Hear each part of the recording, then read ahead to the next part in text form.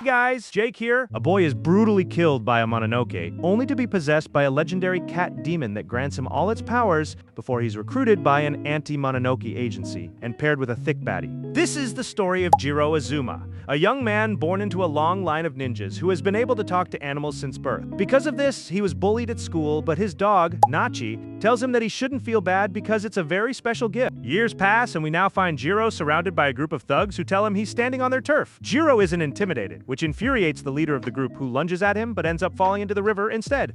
Jiro then turns to face the other two, who start to wonder nervously if he might actually be a ninja. Just like their leader, they end up in the river as well, and the group runs off. Right after that, Jiro hears a voice thanking him, and it turns out to belong to a cat. The cat is relieved that he and his friends will finally be able to live in peace in that area, but he's worried that Jiro may have made enemies by stepping in. Jiro isn't concerned since he's used to that kind of trouble by now. A crow teases him, telling him that with a face like his, he'll never get a girlfriend.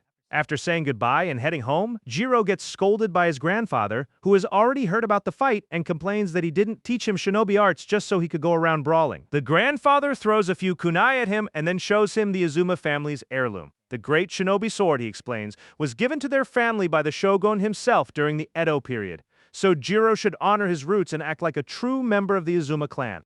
Jiro rudely replies that it's probably a fake sword, which enrages his grandfather, who draws the blade to prove its sharpness and starts slicing through everything in sight. Jiro is left to clean up the mess afterward. His grandfather then tells him that there's a neighborhood meeting that night, and he won't be back until late, reminding him to lock the door. Jiro agrees, though. He thinks to himself that he's not a kid anymore. Just then, the crow shows up to tell him there's a cat in trouble in the forest. The crow leads the way, and when they arrive, Jiro is startled by the cat's condition. He asks the crow if he knows the cat, but the crow says he's never seen it before, and that no matter how much he called out to it, it never responded. Jiro can see the cat is in bad shape when suddenly a voice, the cat's, demands to know who dares disturb him. Another voice then addresses him as Rago, the black star of misfortune and devourer of the sun, asking him to wake from his slumber and lend them his power. Rago tells them to rot and warns that they'll regret interrupting his rest. He doesn't take orders from anyone. In response, they tell him that this will then be the place where he dies. A while later, Rago opens his eyes and finds himself in Jiro's room. Jiro happens to walk in just then, glad to see him awake. He offers him some food, introduces himself, and asks for his name. The cat doesn't answer, and Jiro asks what's wrong,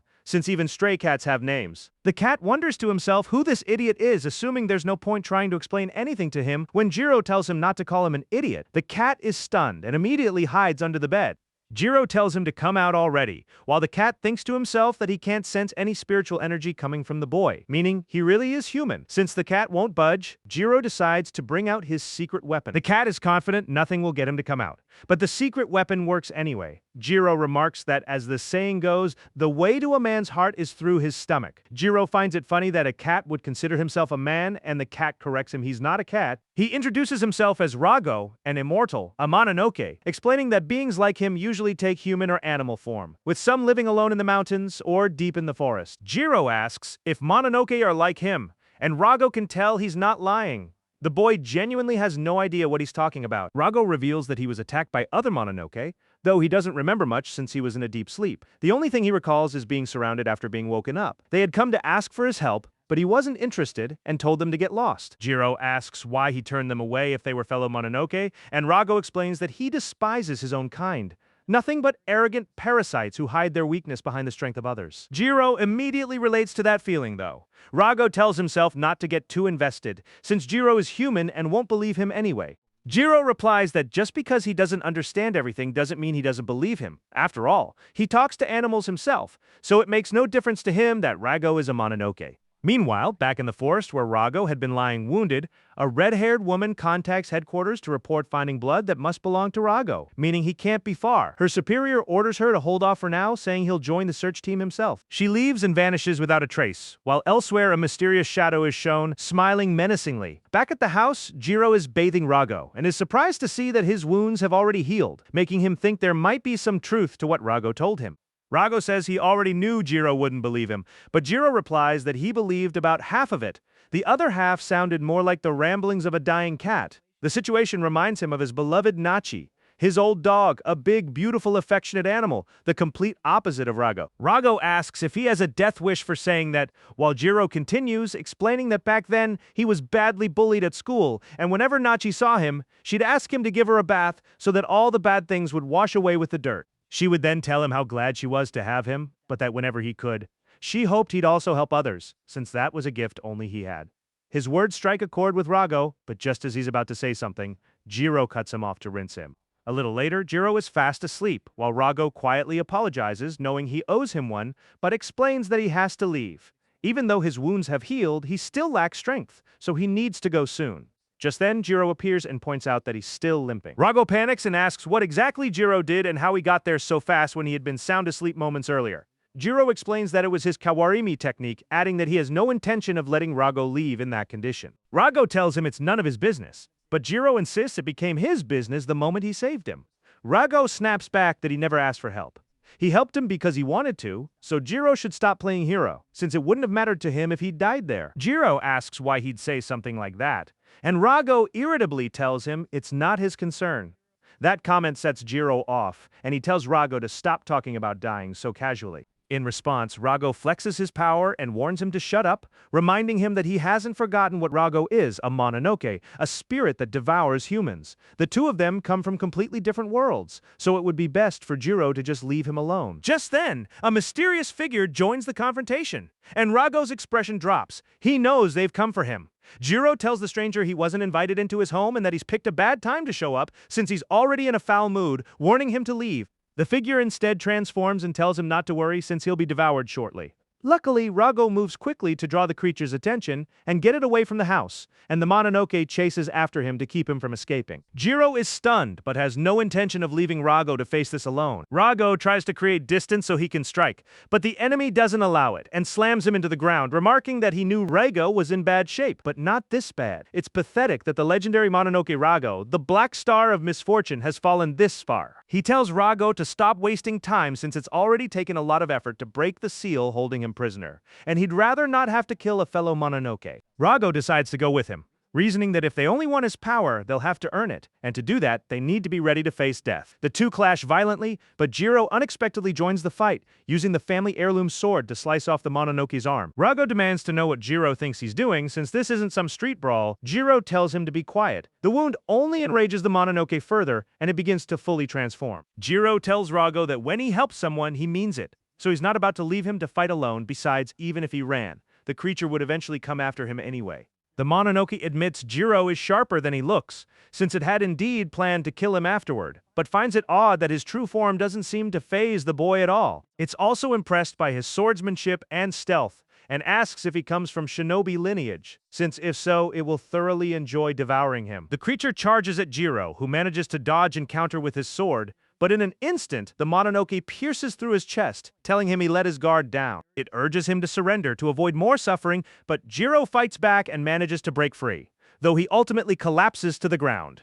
Rago approaches and looks down at him, saying he brought this on himself. The Mononoke suggests Rago devour Jiro to restore his own strength, since he must be starving too, but Rago orders it to shut up, since it's about to die. He tells Jiro that he ignored his warning not to get involved, and now his death will have made all of that meaningless. Rago admits he could devour Jiro now and regain his true form, but refuses, since he won't take orders from that insufferable demon.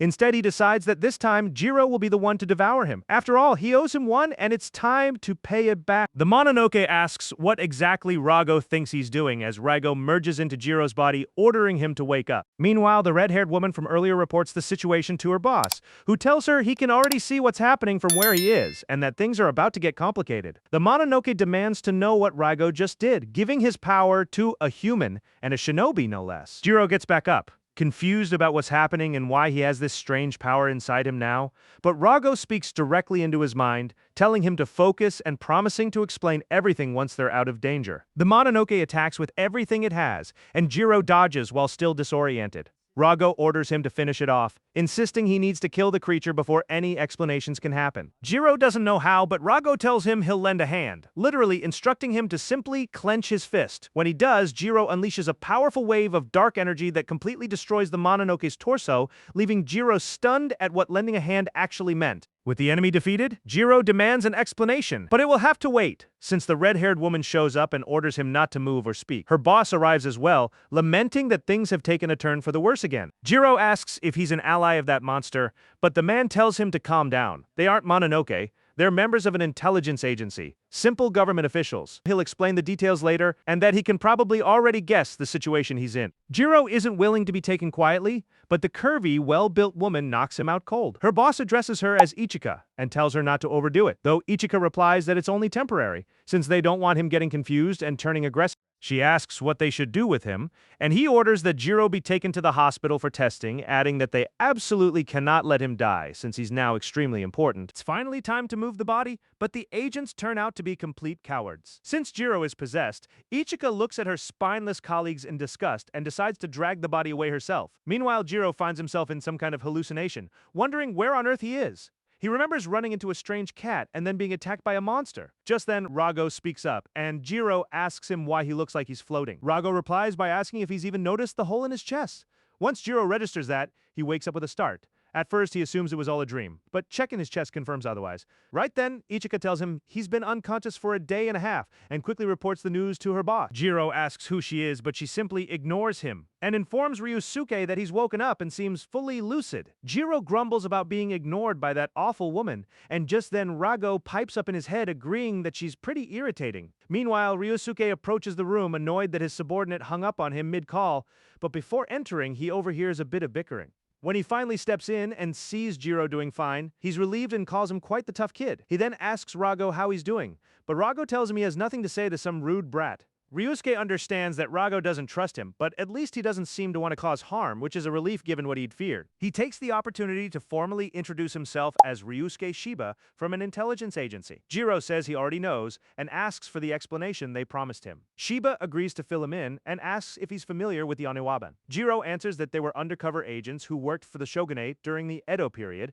and Ryusuke is pleasantly surprised by how knowledgeable the boy is. He explains that after the Meiji Restoration, the Oniwaban became loyal to the new government instead of the shogunate. They were an elite group of government secret agents, and that organization still exists today as their intelligence agency.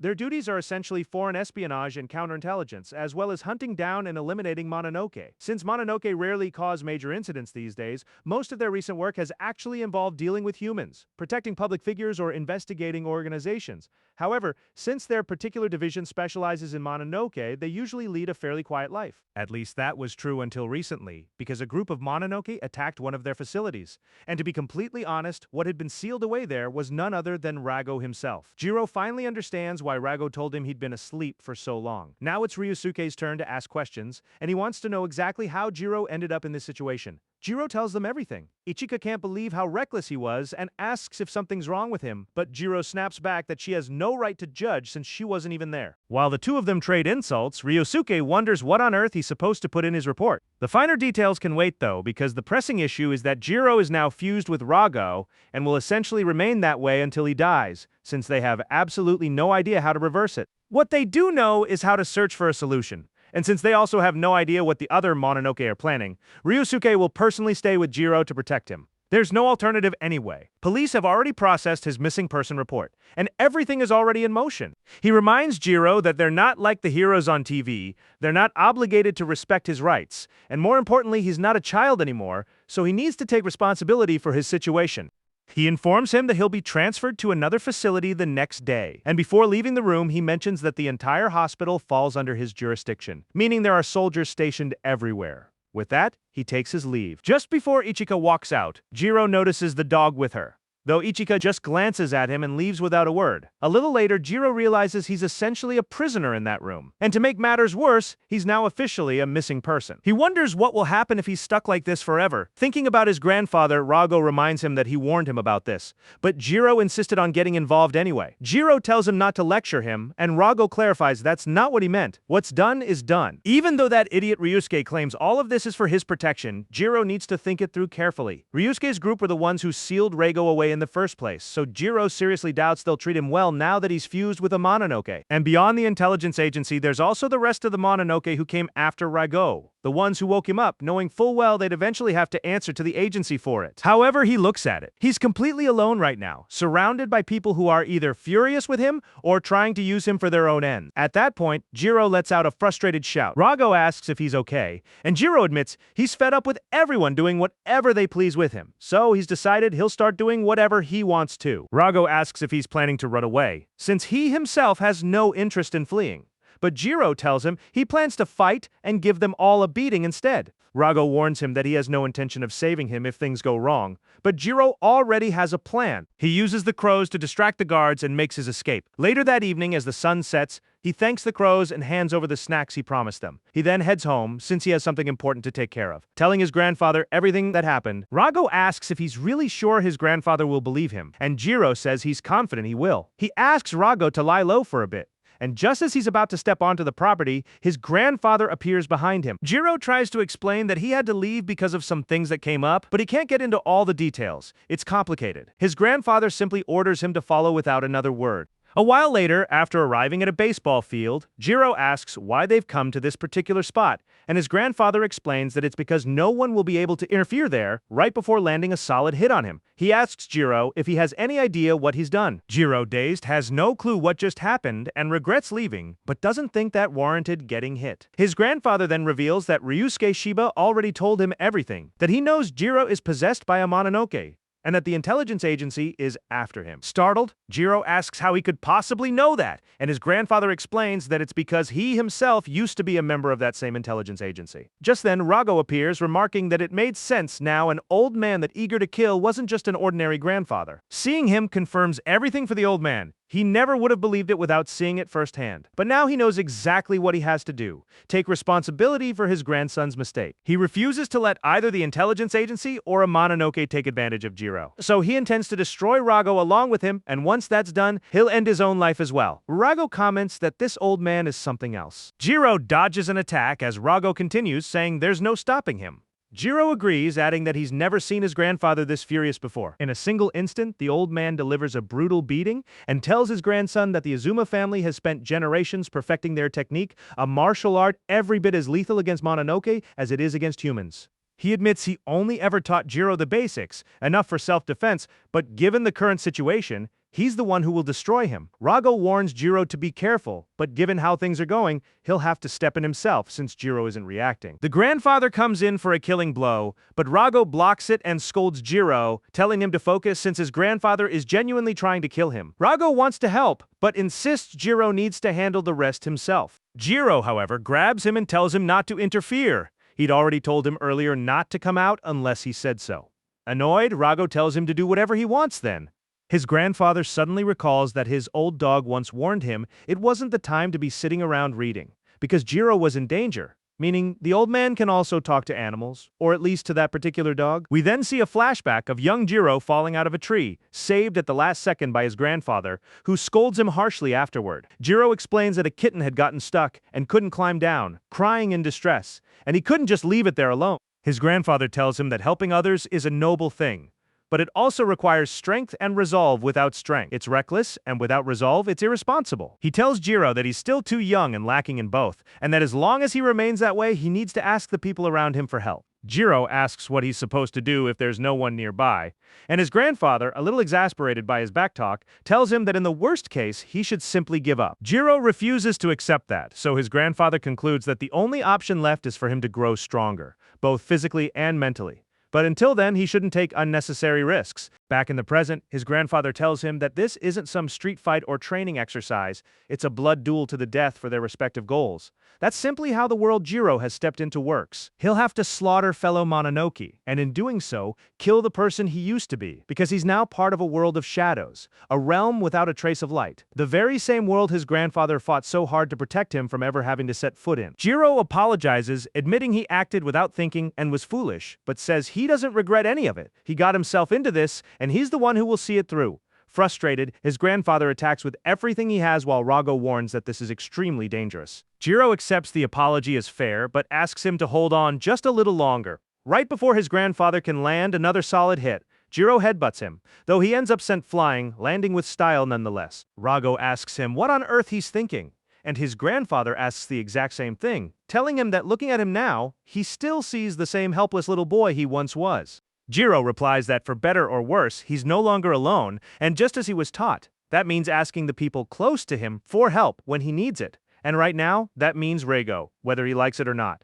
His grandfather is caught off guard, while Reigo just stands there stunned. Jiro tells him it's nothing. He knows exactly what he's talking about. As the two of them keep bickering, his grandfather recalls the very lesson he once taught Jiro, and realizes that to him, labels like human, animal, or even Mononoke simply don't matter. His grandson treats everyone the same. He remarks that he's still the same stubborn little brat who always talks back, and ultimately decides to back down, realizing that maybe he's the one lacking resolve here. He tells Jiro he can do as he pleases. A little later, back at the house, Jiro winces in the bath from all the hits his grandfather landed on him, and takes the opportunity to apologize to Rago for dragging him into his business. Rago just laughs it off, pointing out that he was the one who took the beating, not Jiro. Still, he warns that everyone has their limits, and Jiro had better not get himself killed through recklessness, because if he dies again, it'll mean Rago saved him for nothing. A little embarrassed, Rago adds that if things get really bad, Jiro is welcome to borrow his powers, and he'd better be grateful for it. Jiro smiles, and even though he has no idea what's coming next, he's glad there are two of them facing it together, hoping they can get along well as partners. Elsewhere, Shiba contacts the old man, who notably is completely worn out, to let him know a vehicle will be sent for him the next day. The old man finds this unusually generous, and Shiba replies that of course they do, since they fully trust him, addressing him respectfully, and admits that hearing Jiro had escaped from the hospital actually came as a relief. Toshimasa asks what he means by that. The old man's name, incidentally, is Toshimasa, though Ryusuke asks him not to make him spell it out. He tells him that Jiro is going to become one of them,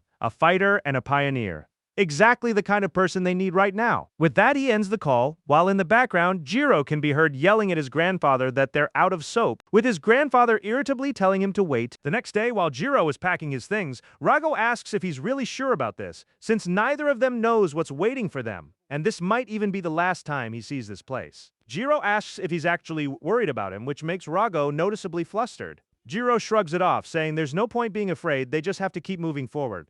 When he sees who's come to pick him up, though, he can't help wondering what she's doing there. She makes it clear she's his bodyguard and escort, adding that she'll also be making sure he doesn't try to run off again, ordering him into the waiting truck. Jiro mutters that she's just bossy, and after saying goodbye to his grandfather and telling him not to drop dead while he's away, he heads off toward his new adventure. A while later, on the way to their destination, Jiro asks Ichika why on earth he has to wear this thing. She just ignores him, silently wondering why she got stuck being this guy's escort. Jiro demands she answer him and asks again why she put that on him. She tells him to be quiet, pointing out that he's essentially a prisoner now since he's no longer human, just a monster. Half human, half Mononoke. She admits she doesn't know what her boss or the higher-ups are thinking, but she's a professional who takes her job seriously. So, if she's been assigned as his bodyguard, she'll carry out her duties, even if that means protecting some pathetic half-Mononoke. Jiro complains that now she's calling him a monster, muttering that he only held back earlier because she's a girl. Just then, there's a sudden impact, and the co-driver asks the driver if he heard something. But he brushes it off as his imagination, though it clearly wasn't. Jiro nearly gets his head taken clean off. Ichika makes it very clear there are exactly two things that annoy her, Mononoke and sexist men like him. She says she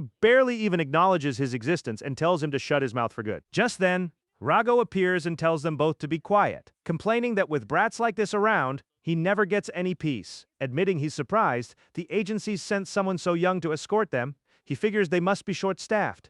Ichika snaps at him to be quiet too, since something like him has no right to speak to her. Rago notes that the girl's got some spirit, but suggests she worry about other things right now, because at that moment the truck is suddenly swallowed by a thick fog. The driver switches on the fog lights to see better, and spots something enormous on the road. When he turns to check on his partner, the man is already decapitated. The truck crashes immediately, and Ichika steps out to investigate and realizes from the fog that they've entered a spectral zone, quickly sensing the presence of Mononoke nearby. One of the Mononoke complains that it was hoping for tastier prey, disappointed that the two agency operatives don't live up to expectations. Seeing that the bodyguard is just a young girl only adds to its disappointment in the agency, which infuriates Ichika since she's sick of constantly being called girl or kid. She responds by transforming, activating her ranger-style combat suit. The Mononoke transform as well, and once cloaked in the fog, reveal their true forms ready to enjoy their meal. Ichika proves to have impressive skill and agility, managing to dodge one attacker's strike while going on the offensive against the larger one. Her attacks land, but only superficially, and things get complicated with two different types of Mononoke to deal with at once. She figures she should target the leaner one first, but it's already behind her, slamming her into the truck. Jiro, confused, asks what's happening outside, and Rogo explains that there are Mononoke nearby. His senses picked up on the fact that they'd entered a spectral zone, explaining that foggy areas can temporarily turn into a spectral realm, a dimension separate from the human world, the domain of the Mononoke. Alarmed, Jiro asks Rogo to help him get out of his restraints, but Rogo tells him he can't, since those shackles are special, designed specifically to block spectral energy. Jiro is frustrated, realizing he needs to get outside so Ichika can remove them, but Rogo advises against it, asking if he still doesn't understand why he's wearing those restraints in the first place. He reveals that the agency and the Mononoke are essentially the same in one respect. Both only want to use them, seeing them as nothing more than tools. So there's no real reason to get involved in this fight. The smartest move, Rogo argues, would be to let them destroy each other and then simply leave. But true to form, Jiro tells him he doesn't get it at all, since he doesn't care about the agency or the Mononoke. Right now, all that matters to him is that the woman out there is fighting for their sake, and as a man, he can't just stand by and do nothing. The giant Mononoke lands a devastating blow on the truck, destroying it completely and sending Jiro flying. Rogo mocks him, pointing out that after that whole speech, he ended up looking pretty pathetic. The Mononoke notices him and mentions that it's under orders to bring him in alive, giving him only 10 seconds to leave peacefully. Otherwise, it'll devour him.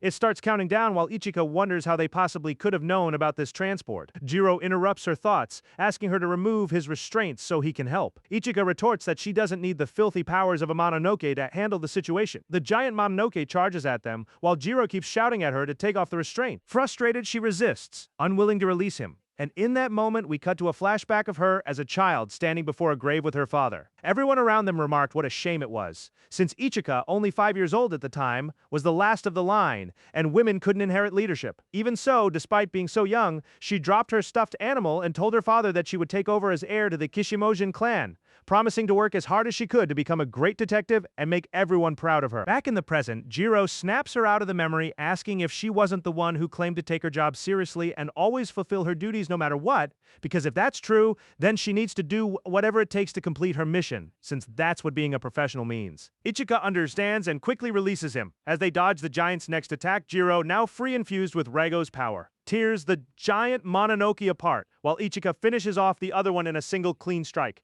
With the situation under control, Ichika makes it very clear she has no intention of thanking him. Rogo comments that she's an incredibly ungrateful girl, but Jiro says he doesn't need her thanks and has no plans to offer his either.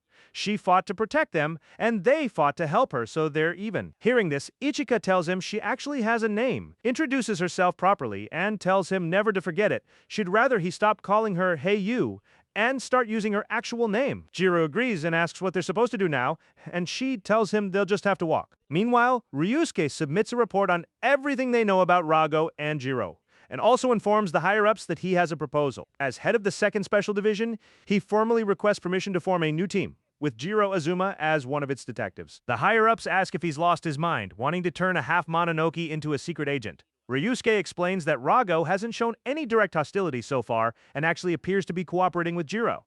Either way, it's clear the enemy is after Rogo specifically, so instead of letting him rot in confinement, they could use him as the perfect bait. Jiro also comes from shinobi lineage, and since the agency has mostly only been facing harmless humans lately, Jiro already has a natural advantage, and Ryusuke is confident that combat experience will only sharpen his skills further. Ryusuke takes full responsibility for this new asset, revealing his plan for a small experimental unit of 5 operatives, including himself. The unit will include Hana Usami as his assistant, along with another rookie, forming a special anti-Mononoke unit codenamed Black Torch. He asks the higher-ups what they think of the plan. In a scene change, we see Jiro brushing his teeth, reflecting on how in just 1 week he ran into a strange cat that turned out to be a Mononoke, nearly got killed by a giant Mononoke, and was essentially saved by a cat. It's been an absurd week, but here he is regardless. Ryusuke walks up and asks how he's settling into his new life, and Jiro replies that he doesn't need to be watched so closely, since he's not planning to run. Ryusuke reminds him that he did in fact escape from the hospital once already.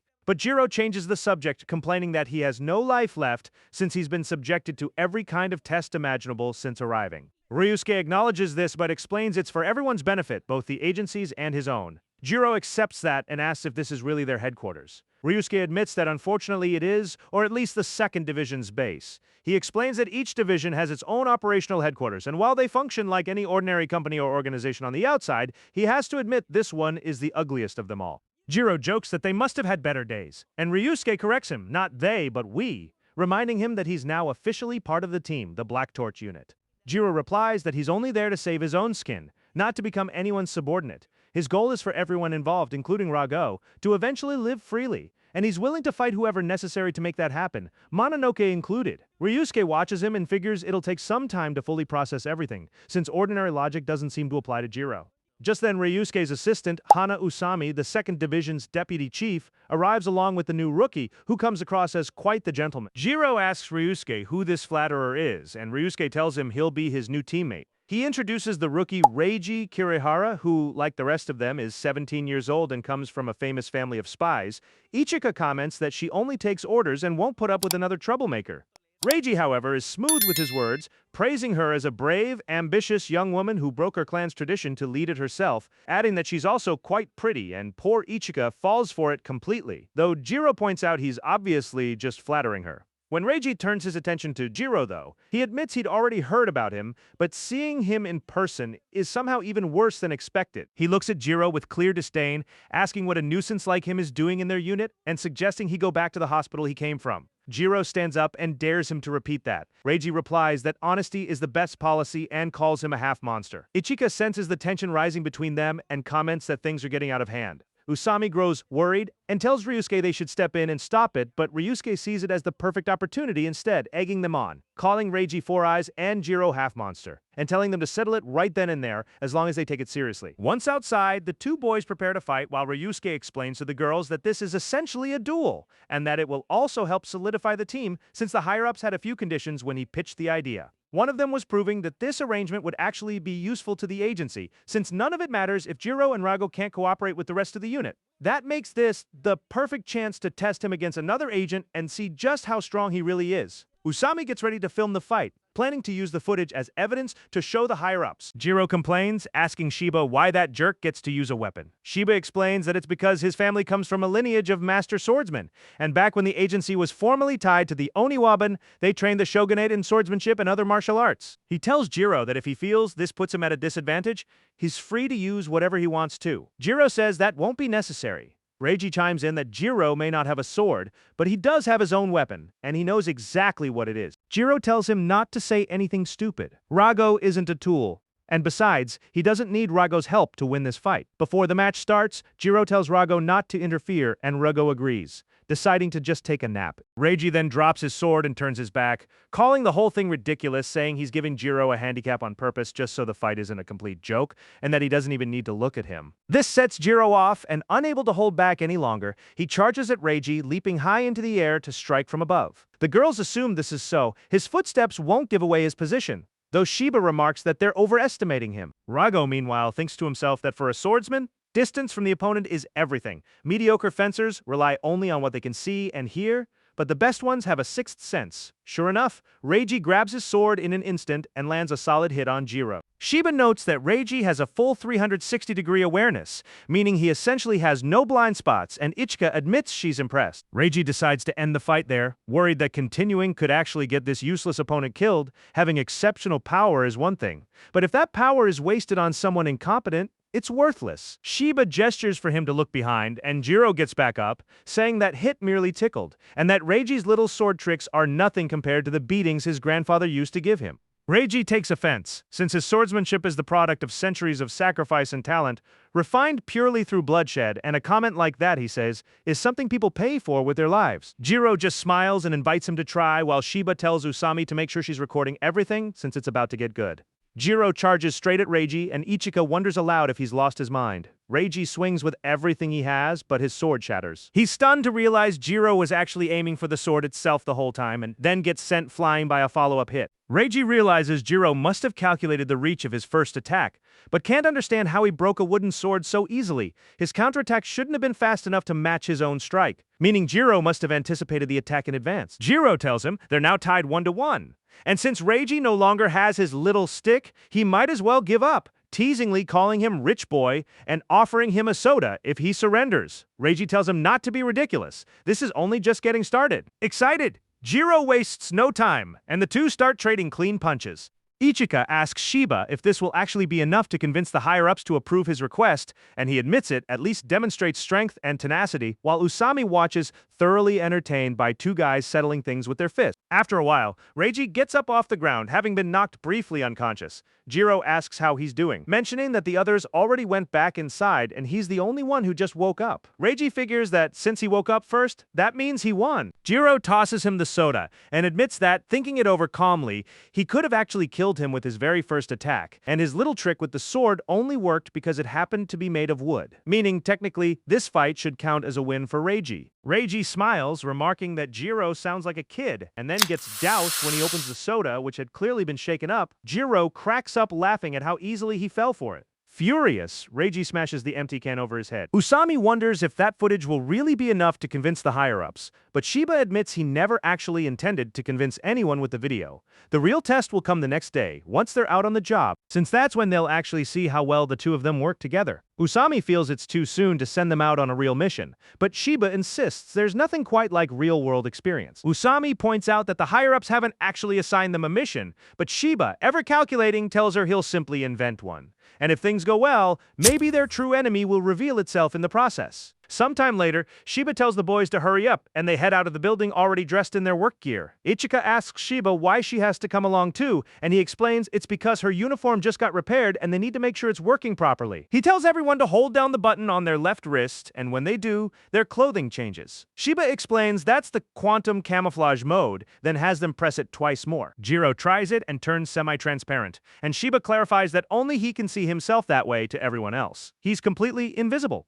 That's the stealth mode. The downside is that quantum camouflage mode drastically reduces the efficiency of their spy equipment. Reiji figures which mode they use should depend on the situation, and once the explanations are done, Shiba orders everyone into the car to head to the mission site. Before leaving, he puts Usami in charge of the facility. A little later, the group finds themselves at a temple going through some kind of prayer ritual. Jiro asks Shiba what any of this has to do with the mission, and Shiba explains that first they need to drive out any malicious spirits, which leaves Ichika and Jiro completely baffled. Reiji, using his head as usual, guesses that this temple must be another branch of the intelligence agency. Shiba confirms he's right and calls him Four Eyes, and without wasting more time, they head to the office. On the way, Jiro notices the presence of someone nearby while Shiba is off apologizing to one of the agents.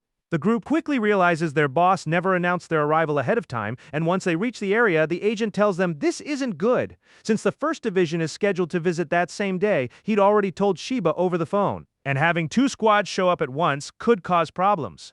Curious, Jiro asks Ichika what exactly the 1st Division is, and she explains that it's the 1st Special Division. The director oversees the whole agency and manages the various division chiefs, but out of all the divisions, the 1st is considered the elite, the one with the most agents and the most authority. As they enter the storage area, Reiji asks Shiba exactly what they're looking for, and Shiba opens a hidden door, leading them down a staircase. As they descend, Ichika realizes where they're headed, and Shiba asks Rago how he's doing. Rago warns Shiba not to underestimate him, though Shiba calmly tells him to relax since he isn't looking for trouble. Everyone quickly realizes Shiba has brought them to the 7th Sealing Shrine, the very place where Rago had been sealed.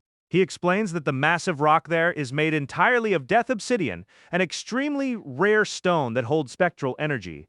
And while there are several other sealing shrines built from that same obsidian, none of them come close to this one in size. He announces it's time to begin the mission. He and Ichika will go interview possible witnesses, while Reiji and Jiro stay behind to see if they can get Rigo to recall what happened the day he was taken from that shrine. Reiji objects, since he'd rather go with Ichika, but Shiba completely ignores him and leaves with her anyway. A little later, Ichika asks Shiba if he thinks those two will be fine on their own, and he replies that things will actually go more smoothly without the two of them interfering with each other. Besides, this is exactly the moment they need to be able to lay everything out honestly between them. Back with the boys, Rago mentions that being near that massive rock puts him in a foul mood. Jiro asks why he was sealed there in the first place, but Rago says he doesn't remember. Jiro accuses him of lying, which irritates Rago. He insists he's telling the truth and has no reason to lie to them. He genuinely doesn't remember anything from before he was locked away. Reiji points out that amnesia isn't actually that far-fetched, since he's seen it happen before. He explains that Mononoke who've been sealed away for a long time tend to come back as mere shadows of what they once were,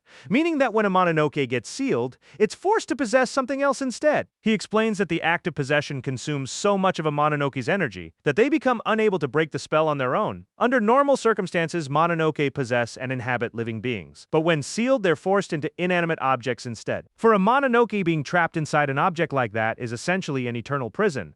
And if that object happens to be Death Obsidian, it becomes an absolute hell, unable to move, left in total darkness while its spectral energy slowly drains away. Reiji notes, it's hard to say exactly how long Rago was trapped there, but if amnesia is the only lasting effect, he actually got off lucky. Since dwelling on the past won't help, now he asks Rago to describe whatever he does remember from that day. Meanwhile, Shiba meets with the temple's caretaker, who shows him the security footage. At a certain point, all the cameras cut out for about 10 minutes. Even though there was nothing wrong with the electrical system, they suspect it must have been some kind of spectral barrier. Shiba asks the caretaker how many agents were on duty that day, and he says there were only 2, but when they heard a noise and went to investigate, they found nothing. A while later, Shiba admits they haven't really learned much of anything, though something about the crime scene doesn't sit right with him. He decides it's best to regroup with the others, back with the boys. Rago tells them the first thing he remembers is the cold of the stone. Then, cracking his eyes open, he sensed a group of Mononoke surrounding him, along with some kind of glowing tablet, and a voice spoke to him as if they already knew each other. The boys figure the glowing tablet must have been some kind of device, and whoever spoke to him was likely the group's leader. Rago explains that the person was a total stranger to him, and told him that things had changed, that Mononoke had barely managed to survive, and that they'd come looking for him because they needed his power to restore the Mononoke's dignity, and unleash their strength, not just against ordinary, pathetic humans, but against their true enemy, the intelligence agency. Rago tells the boys he told the man to get lost, and once he left, Rago used the opportunity to escape. Jiro figures they're back to square one, but Reiji corrects him, pointing out that this account actually revealed 3 important things. First, whoever freed Rago clearly knows how to break the seal. Second, there's the person with the tablet, who seemed to already know Rago from before he was ever imprisoned. And third, the enemy's motive is fairly clear: revenge against humans and the agency. While he can't say for certain, the way that person referred to their enemies makes him suspect this is personal, driven by vengeance. Jiro tells Reiji to stop, since his brain can't process that much information at once. But after taking a moment to think it through, he manages to piece together that the enemy hunting for Rago likely knows how to undo their fusion, that Rago has amnesia, but that this enemy clearly knew him beforehand. With that figured out,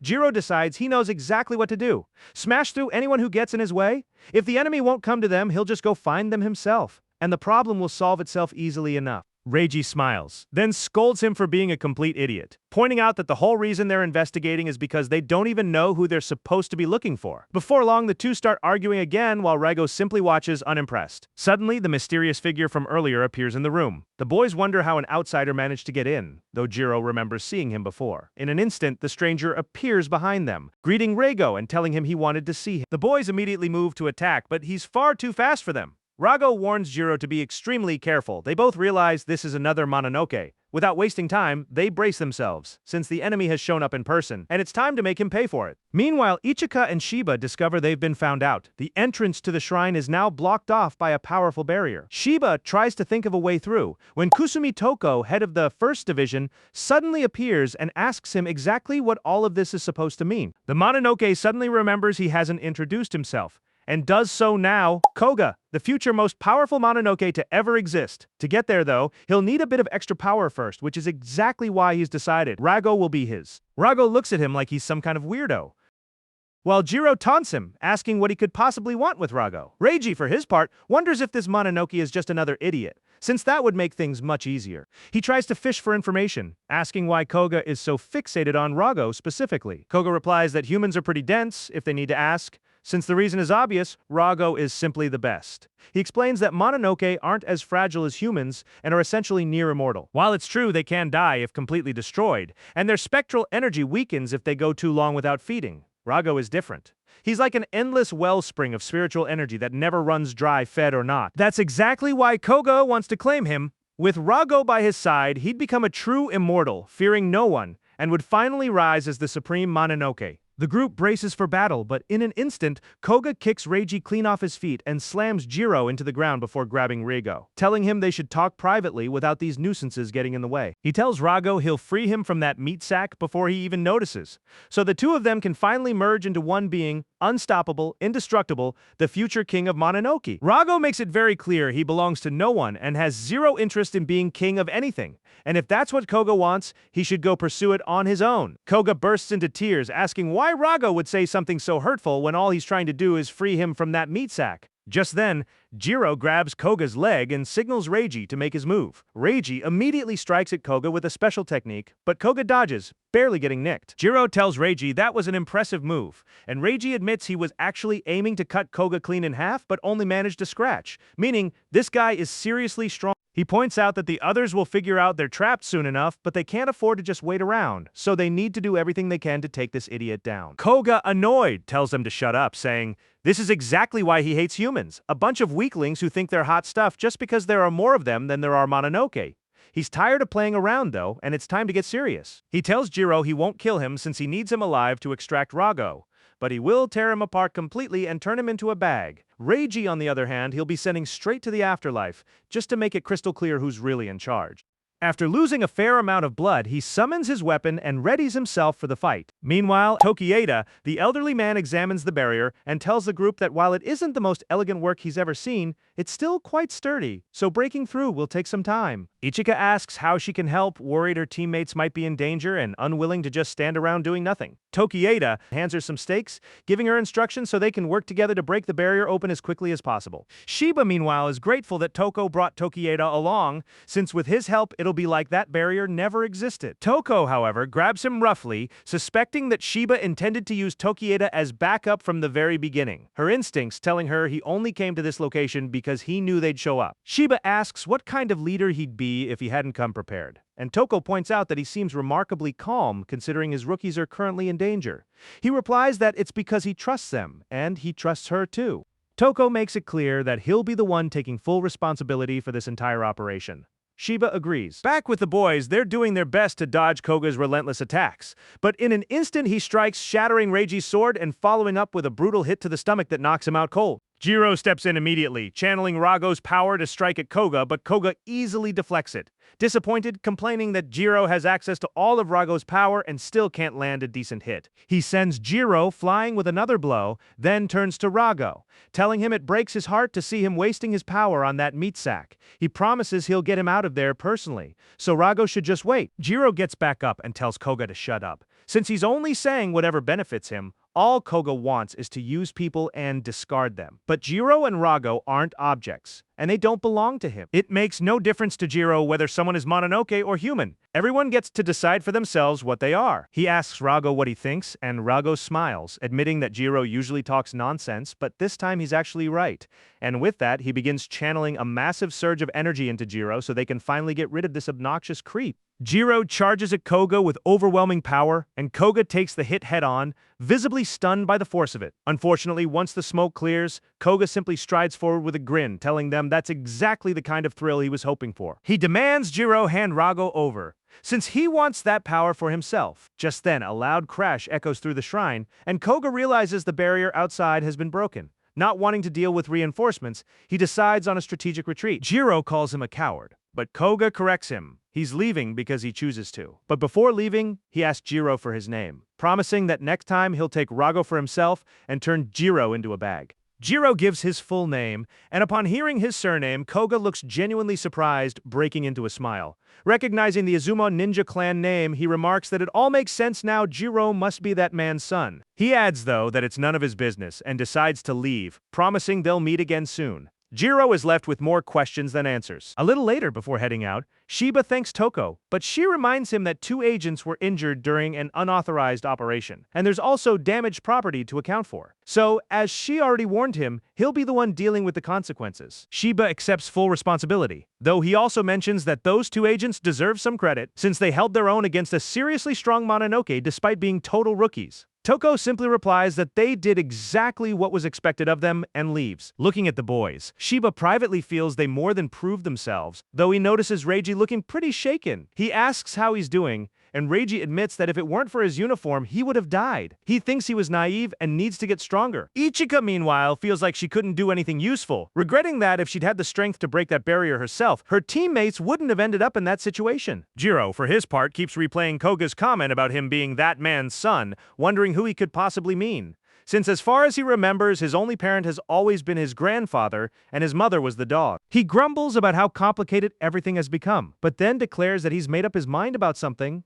Shiba asks what exactly he's decided, and Jiro answers that he intends to become a real agent, though the others point out that he already is one. Shiba tells him that's exactly the point. Feeling like part of the group matters. They've all been a team since the moment they joined, so they'll need to work together going forward. He reminds them that everyone has their own thoughts and feelings, and that's precisely the kind of strength that will keep them grounded. They still have a lot to learn and grow through, but he'll be there supporting them along the way. Sometime later, back at headquarters, Shiba looks noticeably worn down after getting chewed out by the higher-ups. Still, there's work to do, and that day marks the start of a new mission. He tells the team they'll be doing a somewhat unconventional but classic style of training that day, which is why he brought in someone special. From the ceiling of the facility, a small blue-haired girl suddenly starts cackling like a maniac before leaping down and crash-landing right in front of them. Moments later, Shiba introduces her as Fuyo, a Mononoke. He'd already explained before that the agency's job is to monitor and eliminate Mononoke, but for the more cooperative ones, they take a somewhat friendlier approach instead. As they talk, Fuyo notices Rago and remarks that he's actually pretty adorable for someone so infamous.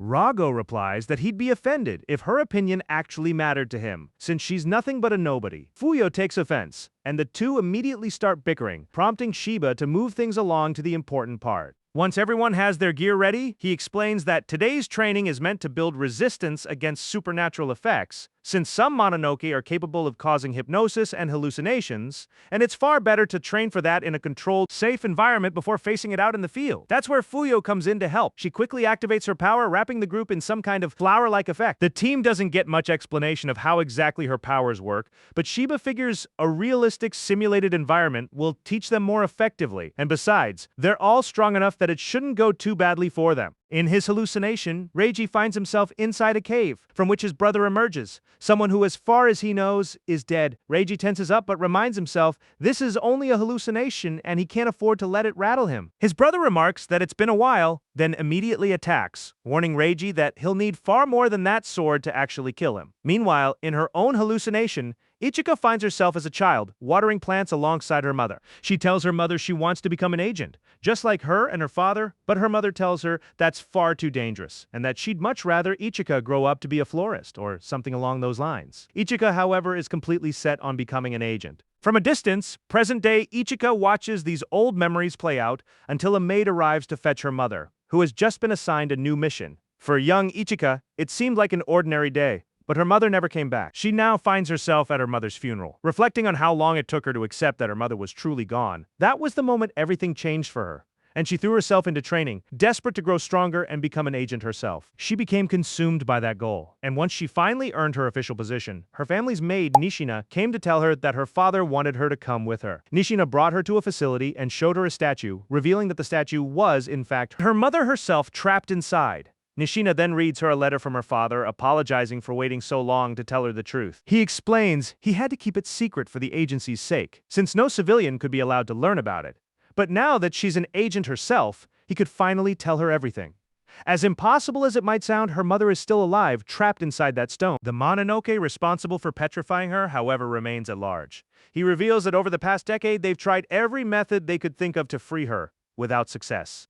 He admits he never wanted to break the news this way, and wished he could have been there with her. But as much as it pains him, he simply couldn't, and he can only hope she'll forgive him someday. Ichika touches the statue, silently vowing to herself that she'll free her mother one day. Suddenly, though, the statue begins to move, and as it cracks open, a monster emerges from within. Meanwhile, in Jiro's own hallucination, he's running desperately, demanding to know what kind of twisted place this is. Rago warns him to be careful as an enormous black creature appears before them. Jiro asks what on earth that thing is, while Rago finds himself with the strange nagging feeling that despite this all being just a small hallucination that can't possibly be real, he's somehow seen this creature before. Jiro remarks that this whole situation is a massive pain, and since there's no door in sight anywhere, they have no choice but to take the thing down. We now get a look into Reiji's past, back before he ever joined the intelligence agency. At the time, he's still just an ordinary kid. At least as ordinary as anyone can be growing up in a family of Mononoke hunters. We're also introduced to his older brother, Shinji, who one day, while sparring with Reiji, accidentally gives him a head injury that leaves a lasting scar. Even so, the two of them get along well and genuinely love each other as brothers. Shinji knows that although Reiji looks up to him as someone almost perfect, he isn't flawless, and he recognizes that Reiji has real courage of his own, even if he's not set to become the next head of the family. Because of that, Shinji hopes that if Reiji ever finds himself in trouble, he'll be there to have his back. The two brothers promise to always look out for each other whenever it's needed. Unfortunately, Reiji never manages to stop seeing himself as inferior to his brother, since no matter what they try, Shinji always seems to be one step ahead of him. As the years go by, Reiji eventually gives up trying to catch up to him, and along with that, he stops pushing himself to improve at all. Eventually, the time comes for the leaf rite, the ceremony their family performs whenever a new head of the family is named, and this time it's Shinji's turn to undergo it. Reiji still remembers, as kids, the two of them visiting the cave where the ritual takes place. There, they encounter the Yamakaze blade, a sword possessed by a Mononoke, and they can both sense it clearly.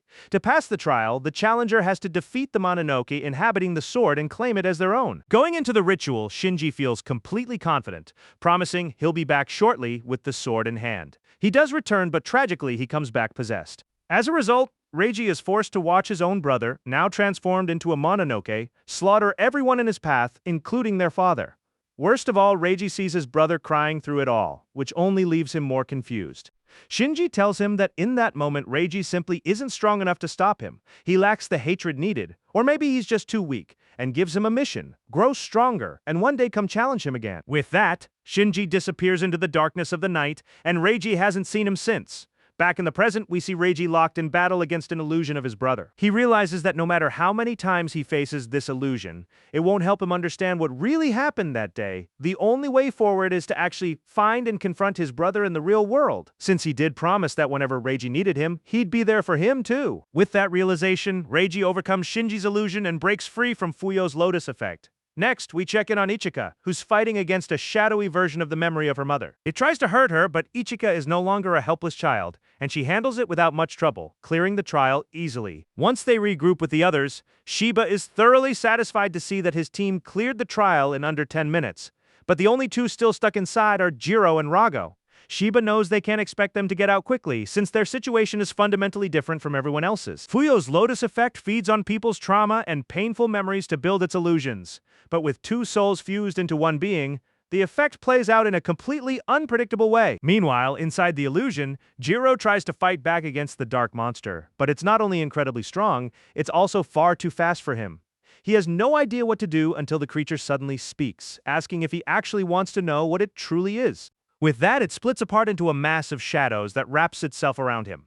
Fuyo, watching from outside, notices the lotus turning black and warns Shiba that she's lost control of it, likely due to Rago's influence. Because of this, getting Jiro and Rago out now depends entirely on them. Even she has no idea what might happen next.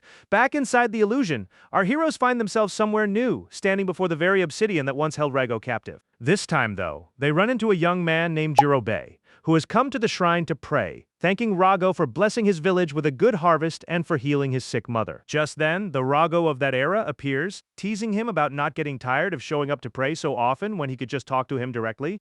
Rago clarifies that he had nothing to do with the harvest, chalking it up to good weather, and points out that Jirobe's mother recovered simply because she wasn't that sick to begin with. Even so, Jirobe insists that Rago is a great local deity.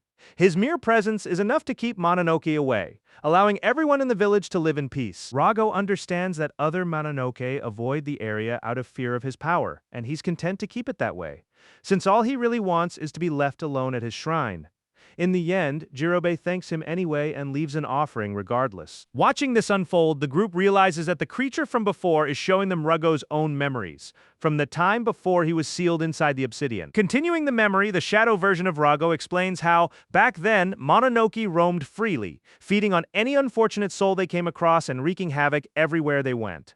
What none of them saw coming was that a war was quietly starting to brew. One day, an old friend shows up at Rago's shrine, a Mononoke named Amagi. The moment Rago sees him and hears his voice, the memory clicks into place and he realizes this is the very same figure who later appeared through the glowing tablet, shortly after he was freed from his seal. Back then, though, the two of them are still on good terms, and Amagi tells him that over the past several years, humans have been organizing more aggressively to hunt down Mononoke. Rago doesn't see this as anything alarming, just a natural response from any species that's grown too full of itself. Amagi clarifies that it's more serious than that, since the humans have formed a dedicated organization specifically to hunt Mononoke, called the Oniwaban, a group backed directly by the shogunate, meaning the government of Japan, actively hunting Mononoke down in coordinated groups. By this point, Amagi has already lost many of his own kind, and those who haven't been killed are increasingly siding with the humans instead. He finds the whole situation horrifying, which is exactly why he's come to see Rago.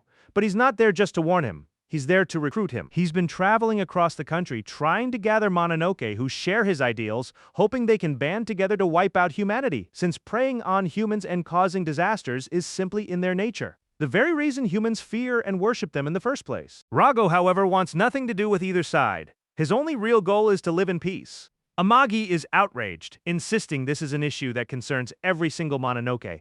But Rago doesn't care. He can tell Amagi is only interested in him for his power, nothing more, and he flatly refuses to join him. Amagi realizes this isn't the moment to keep pushing, and suggests they simply wait until the next day for Rago's final answer. As our heroes watch this all play out, the shadow of Rago admits that at the time he didn't take Amagi's words seriously at all. He'd underestimated humans. And worse, he had no idea just how far his old friend was willing to go to get what he wanted. Sure enough, Amagi eventually returns, carrying Jirobei's severed head, bragging about how much he enjoyed killing him before tossing the leftovers to Rago like scraps. Consumed by fury, Rago unleashes a surge of power so immense that he transforms into the very demon we saw earlier. In a single attack, he doesn't just tear apart Amagi's body and rip off his arm. He levels everything around him, sparing only the obsidian, since it's poison to both of them and weakens them equally. Amagi had known all along that Rago wouldn't be able to contain his rage at the sight of his friend's severed head, and that the resulting destruction would be catastrophic. As a result, humans end up blaming Rago for all the devastation in the area, without accounting for the fact that he also wiped out a number of Mononoke in the process. Amagi had pushed him to the very edge on purpose, forcing him into an impossible choice: either get hunted down by humans for killing Amagi, or join Amagi's side for protection against the Oniwaban. But while Amagi kept talking, all Rago can think about are the memories he shared with Jirobei. In the end, he decides he wants no part of either side and refuses to act or choose at all. That's why, seeking peace and a way to say goodbye to his friend, Rago willingly touches the obsidian himself, allowing it to seal him away so he can remain in solitude forever. As the memory ends, where Rago's shadow finishes explaining that this is exactly what led to him being sealed in the obsidian, in his desire to stay out of the war entirely. He chose to cut himself off from the world around him so that nothing and no one could ever bother him again. Jiro tells him that all he really did was run away like a coward. He also understands that Rago still doesn't quite know what to do with himself, which is exactly why he reminds him that ever since the two of them met, Rago has already made his choice, whether he realizes it or not. He never thought about Mononoke or humans, only about saving Jiro. Because of that, Jiro points out Rago isn't alone anymore. The shadow, however, isn't satisfied with that outcome and lunges at them. Determined to eliminate them both and return to its isolation, after a tough fight, the boys manage to make it out thoroughly battered, but very much alive, freed from the Lotus illusion. Everyone is relieved to see them safe. Shiba isn't quite sure what to make of everything, since he has no idea what they actually experience in there until they explain it to him. Learning that Amagi, leader of the Mononoke's organization, is still out there turns out to be an absolutely critical piece of intelligence. Usami wants to send the report back to headquarters right away, but Shiba stops her. An ace like this needs to be played at exactly the right moment. He picks up his phone instead and calls Toko. After training and witnessing Rago's past, the group settles down to unwind in front of the TV. Though unfortunately, all that's on is the news, since several reports have surfaced suggesting Mononoke are behind a string of recent incidents. Fuyo is hanging out with the group too and agrees that this does look like Mononoke activity. Jiro gets a little irritated with her, still annoyed that she nearly destroyed him inside her own illusion last time, and she snaps back that it wasn't actually her fault. But the two of them clearly still don't get along. Setting the bickering aside, Jiro, curious, asks why Mononoke eat humans in the first place. Fuyo explains that while they can technically eat normal food, only consuming humans actually lets them grow stronger. This makes it clear to the group that the Mononoke are currently on the hunt to power themselves up again and right on cue. A news segment mentions a strange fog cloud that swallowed an entire section of the city. Meanwhile, Shiba meets with Kusumi Toko, trying to convince her to keep his team off the case, but she flatly refuses. Even so, Shiba assures her this is a team she can trust. They already have real combat experience under their belts and have been steadily growing stronger. Not to mention, it was thanks to them that the agency even got intel on the Mononoke's plans and their leader. All of this is enough to finally win Toko over, and she agrees to bring the team into the city. Once they arrive, our heroes pause to take in the scene while nearby police speculate that it might be some kind of chemical attack. The team, of course, knows better, This is a Mononoke cloaking technique generated from an extremely dense layer of spectral energy that's nearly impossible to escape once inside. Shiba mentions that to this day, very few humans have ever actually fought Mononoke directly, since most of the agency's work involves simply keeping the whole secret hidden from the public. Getting down to business, he explains their mission. Enter the fog, rescue any survivors trapped inside, and capture as many Mononoke as possible, along with any other hostiles they encounter. He wants to do this specifically because of what they learned about Amagi, since they need every scrap of information they can gather on the enemy's side. With that, the Black Torch team heads out to work not before Fuyo hands them a gift, some petals that, once eaten, let them stay in communication with each other, since normal methods won't work once they're inside the fog. A little later, the Mononoke responsible for generating the fog, named Naruko, senses the group entering her territory. At the same time, her companion Kanawa is busy feeding on a handful of humans they've captured, thanks to Rorin's spell. He complains about the agency only sending 3 hunters to deal with them, while Naruko picks up on something important, warning the others that there are actually only 3 people out there, plus 1 Mononoke. Kanawa immediately connects the dots and realizes it must be Rago, and in his excitement moves to go find them, starting to lose his composure. Rorin warns him that if he ends up destroying Rago outright, their boss won't be happy about it. The one problem is that Naruko herself can't reveal the enemy's exact location, since she has to stay in a trance-like sleep in order to keep the fog sustained, though at least she has a solid bodyguard watching over her. Back with our heroes, the group finds itself deep inside the fog-covered city, surrounded by people trapped under the spell, but no matter how hard they try to shake them awake, nothing works. Just then, Rago wakes up, and thanks to his enhanced senses, he's able to detect exactly where the Mononoke are positioned and figure out each one's role. The only question now is pinpointing their precise location. The group considers splitting up, but Jiro pulls out his usual secret weapon, talking to animals. Just like back when this whole adventure started, he offers a few treats to the local crows and asks them where the Mononoke are hiding. Thanks to their help, the team locates all 4 Mononoke scattered around the city, and Reiji again suggests they split up, each going after one target individually. But right at that moment, Kanawa shows up directly in front of the group, his massive size immediately intimidating. Jiro and Rago instantly realize he's specifically come for them, so Jiro tells the others there's been a change of plans. They'll catch up with everyone else later since the 2 of them are staying behind to fight. With that, the rest of the team disperses, and the Mononoke admits he didn't expect a human to want to take him on alone. Jiro doesn't bother with pleasantries, declaring flatly that he came here to beat down every monster in his path, so there's no need for small talk. Bracing himself alongside Rago, he tells Kanawa to bring it on. At the same time, Ichika confronts Rorin, demanding he release everyone from his spell. Elsewhere, Reiji tracks down Naruko and notices she's not actually conscious. So he politely tells her bodyguard that if he wants to avoid trouble, he should either surrender or simply stand down. Back with Jiro, Kanawa is thrilled to see the boy confident enough to charge straight at him. The fight kicks off, and though it's brutal, Jiro quickly confirms his suspicion about the creature. While incredibly strong, Kanawa is essentially all raw muscle, meaning no matter how much damage Jiro takes, his own agility gives him a clear edge in the fight. Using that advantage, Jiro channels Reigo's energy and unleashes a powerful blast directly at Kanawa. Kanawa, however, manages to catch the attack and repel it entirely, something Jiro never saw coming. Realizing the attack barely fazed him, Kanawa begins shifting into his full monster form, cruelly pointing out that Jiro isn't human or Mononoke, just a failed hybrid that doesn't even compare to a real member of either species. With that, he unleashes his power to crush Jiro under immense pressure, leaving him barely able to move. Kanawa taunts him, saying this is exactly how he and his kind have lived for centuries, and launches into his own tragic backstory. Long ago, he explains, he was worshipped as a mountain god, receiving regular offerings from the people in exchange for protecting their land, a peaceful arrangement that lasted for generations. But everything changed the day the Oniwaban arrived, conspiring against this once innocent Mononoke. Now, he says, humans are banding together, organizing to wipe Mononoke out entirely, determined to show them clearly who the hunter is and who the prey is. With that, he moves to crush Jiro completely. Meanwhile, Ichika, after getting flatly refused by her opponent, who also insults her to her face just for being human, goes on the offensive. Determined to force him to release his captives by whatever means necessary, Rorin, equally irritated, activates his spell against her, trapping her inside an illusion strikingly similar to the one she experienced back during her training with Fuyo. He explains that his powers let him show people anything he wants, from their deepest desires to their darkest fears, which is exactly how he's managed to control so many humans at once, adding that he genuinely enjoys toying with people and watching their expressions change, like they're nothing more than dolls to him.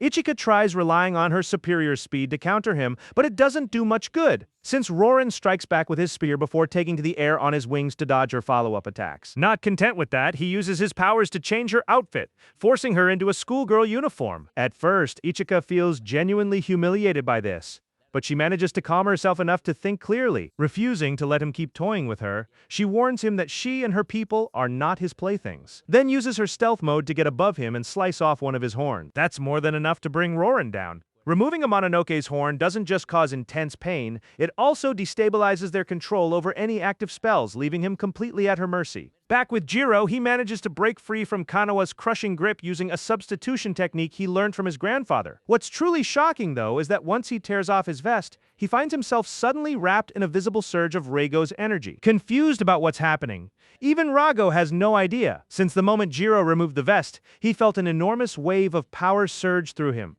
He then remembers what Shiba mentioned about the vest containing a special property that partially blocks spectral energy, which makes him wonder if he's been fighting this entire time while unknowingly holding back. Unfortunately, there's no time to confirm any of this, since Kanawa immediately charges at him again. Rago tries to use his power to halt the attack, but without meaning to, he applies far too much force and ends up splitting Kanawa clean in two. Completely stunned, finally realizing just how much stronger the two of them have become. It's at this point that Rago starts analyzing the situation more carefully, realizing that even accounting for the vest sealing part of his power, it still doesn't add up that he's suddenly this much stronger than before. That's when it hits him, remembering exactly how Mononoke typically grow in strength, and he looks at Jiro with growing concern. The answer is now painfully obvious. Until this very moment, he'd never actually stopped to consider what it would really mean for a Mononoke and a human to be fused together. Once he puts it all together, he realizes he's been growing stronger this entire time by slowly draining Jiro's life energy without Jiro ever noticing, since he's felt perfectly fine the whole time. Meanwhile, Reiji prepares to face off against Naruko's bodyguard, who draws a sword and unleashes a technique Reiji already recognizes, but the shock of it leaves him with no time to react. After everything that happened with Jiro, he fills in Shiba and Fuyo on his encounter with the Mononoke. Meanwhile, Rago can't stop thinking about how he's been putting Jiro at risk this entire time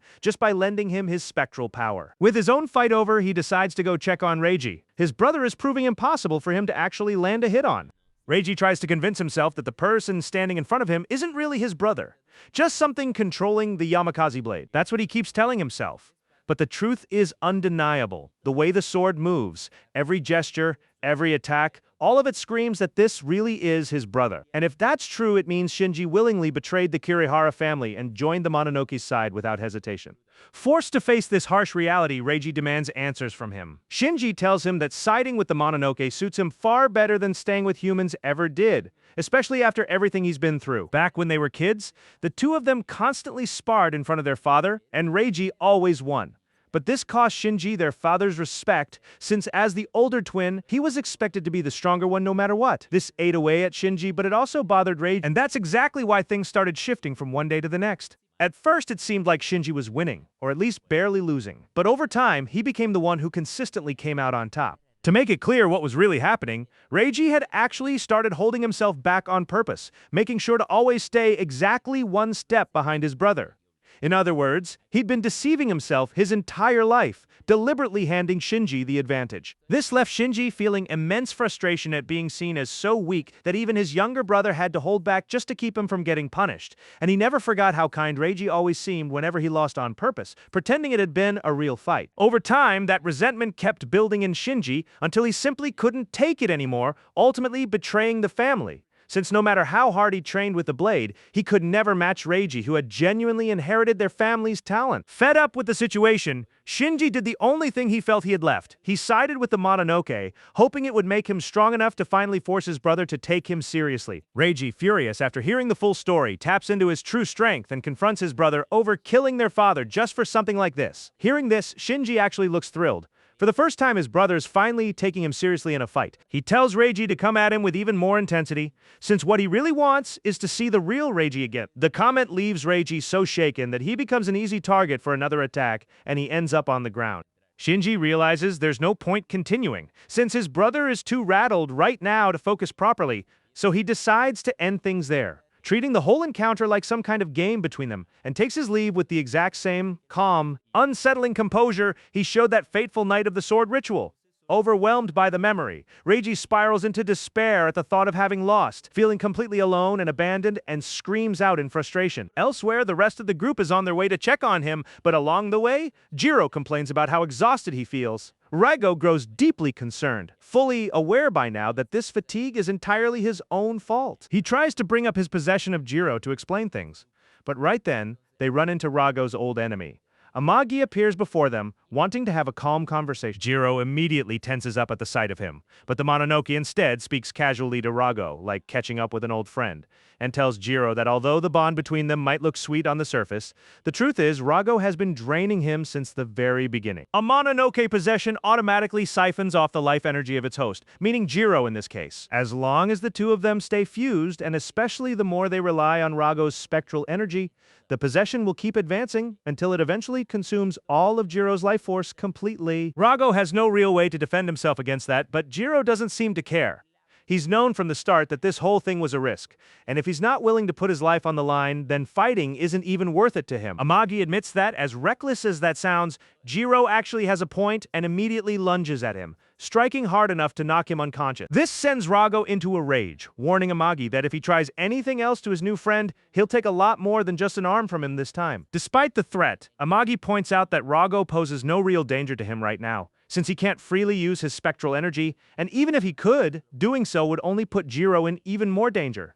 In other words, Raigo's hands are tied. Amagi says he has no interest in speeding up their mutual destruction, so he offers Raigo a deal instead. Join him, and he'll let Jiro walk away completely unharmed. While Mononoke possession is normally irreversible, if a large enough surge of spectral energy is forced into the host's body, it can create an opening wide enough for the Mononoke to escape. As much as Raigo wants nothing to do with this war, he's running out of options. If he stays fused with Jiro, Jiro will keep suffering slowly from the possession and eventually die anyway. Taking Amagi's deal, on the other hand, at least gives Jiro a real chance at survival. There's really no alternative either way. Right then, the pale-haired figure from before reappears, bringing Naruko along to carry out the exorcism ritual. At the same time, Reiji is being loaded into an ambulance, while Shiba learns the full situation from Ichika, who then leaves to stay by Reiji's side. Shiba immediately contacts Toko, asking her to send in the 1st Division to rescue Jiro, taking full responsibility himself as long as his team makes it back safely, proving that despite seeming careless at times, he genuinely cares about his team like they're his own. Raigo watches as the exorcism ritual on Jiro begins. This time he feels he has no choice but to go along with it, lamenting that Jiro was the one who helped him from start to finish, and now he's about to abandon him to his fate. Feeling like an absolute wretch for it. Just before he can pull away completely, Jiro wakes up and grabs him by the tail, reminding him, as always, that this fight belongs to the two of them together. That brief moment makes Raigo hesitate about going through with it. But then Amagi grabs him and forcibly drags him away regardless. That's when members of the 1st Division finally arrive. The agents prove to be far stronger than anyone would expect from ordinary humans, easily driving Amagi and Koga away from Jiro and interrupting the exorcism ritual in the process. Koga, annoyed at the sight of two random humans acting like they're on his level, moves to fight them, or at least that's what it looks like, when in reality he's only interested in Naruko, since he has no intention of wasting time on lesser targets. The real problem is Amagi, who already has Raigo in his grasp and no longer needs to stick around, so he retreats.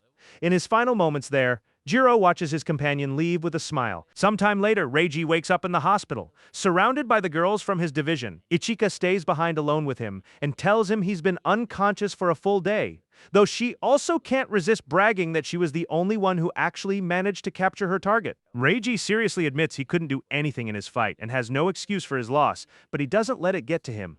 Instead, he asks about Jiro and Raigo, and that's where the bad news comes in. Meanwhile, Raigo finds himself confined at Amagi's shrine, locked inside some kind of cat cage. Amagi brings him a human to feed on, but Raigo refuses to touch her, something Amagi simply shrugs off before killing her himself on the spot, since they no longer have any use for her. This sends Raigo into a fury, demanding to know Amagi's real motive behind all of this. If he truly believes the strong are meant to rule, why not just attack humans directly? Amagi explains that he doesn't actually want Mononoke to replace humans entirely. All he wants is to return to a time when the individually strongest among them were still worshipped and feared. The problem is, he already tried a direct assault on humanity once before, shortly after Raigo was sealed in the obsidian. Back then, he led an uprising, but he and his allies were brutally crushed and slaughtered. That defeat taught Amagi the true extent of human strength. Individually, no human comes close to matching a Mononoke, but together their sheer numbers make them a genuine threat. Because of that, he believes they need a far smarter strategy to counter that numerical advantage.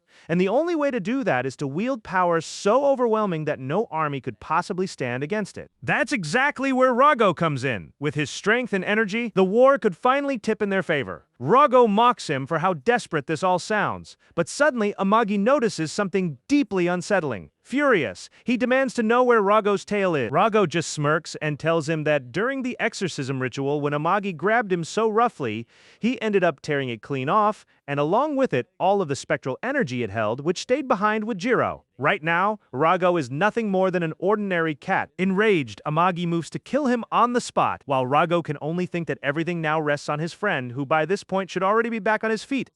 And that's it for today's episode. Comment the word to let me know you made it all the way to the end. Make sure to watch the full video because it really helps the channel grow. Give it a like, subscribe, and hit the notification bell so you don't miss any new videos. See you next time. Bye-bye.